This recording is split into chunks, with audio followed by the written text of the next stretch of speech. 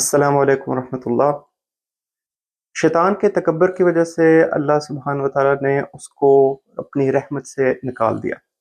جب اسے حکم ملا کہ حضرت آدم علیہ السلام کو سجدہ کرے تو اس نے انکار کر دیا اور بجائے شرمندہ ہونے کے مزید اکڑ گیا،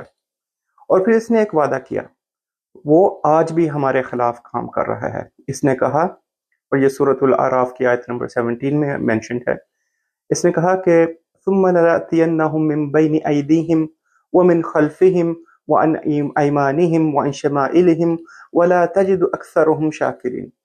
کہ میں ان کے آگے سے اور ان کے پیچھے سے اور ان کے دائیں جانب سے اور ان کے بائیں جانب سے ان پر اٹیک کروں گا، ان پر حملہ ور ہوں گا، اور تو ان میں سے اکثر کو شکر گزار نہیں پائے گا۔ یہ اس طرح ہے کہ جیسے ایک چور آپ کو یہ بتا دے کہ وہ آپ پر آنے والا ہے، اٹیک کرنے، چوری کرنے کے لیے آنے والا ہے، اور وہ آپ کو راستہ بھی بتا دے کہ میں اس جگہ سے آؤں گا اور آ کر آپ کی سب سے قیمتی چیز جو ہے وہ چرا کر لے جاؤں گا، اور ہم پھر بھی اپنی حفاظت نہ کر سکے۔ جیسے کہ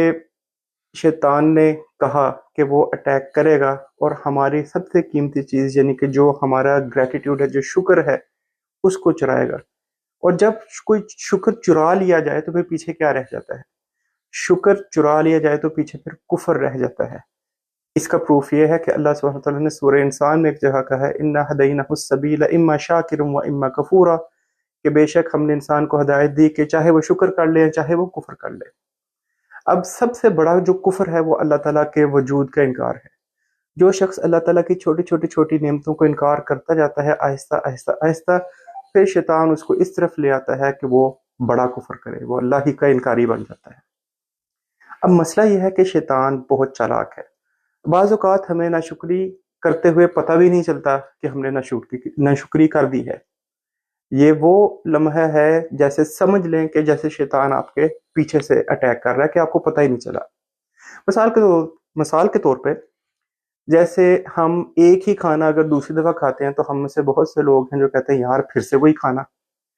اور اسی طرح ہے کہ جب ہم اپنی نعمتوں بھری کوئی چیز دیکھتے ہیں، اپنی الماری میں بے تحاشا کپڑے دیکھتے ہیں، لیکن پھر بھی کہتے ہیں یار میرے پاس تو پہننے کے لیے کچھ نہیں ہے، یا ہم اپنی بہترین گاڑی میں بیٹھے ہیں پھر بھی ہم یہی کہتے ہیں یار یہ تو بڑی خراب گاڑی ہے۔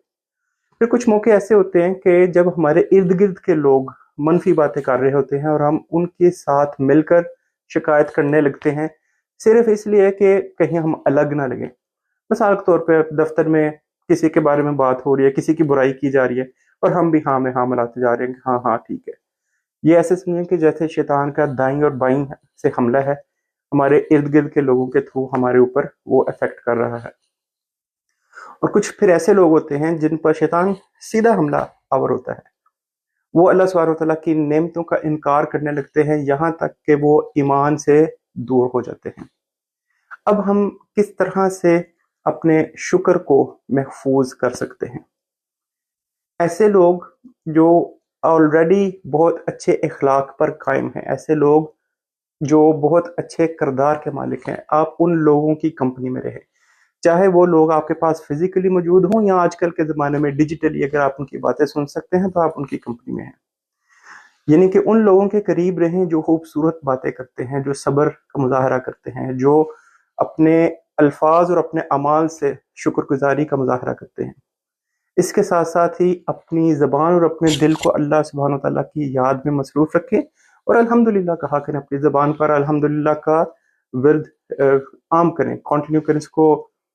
بہت کامن سپیچ ہونی چاہیے آپ کے لیے۔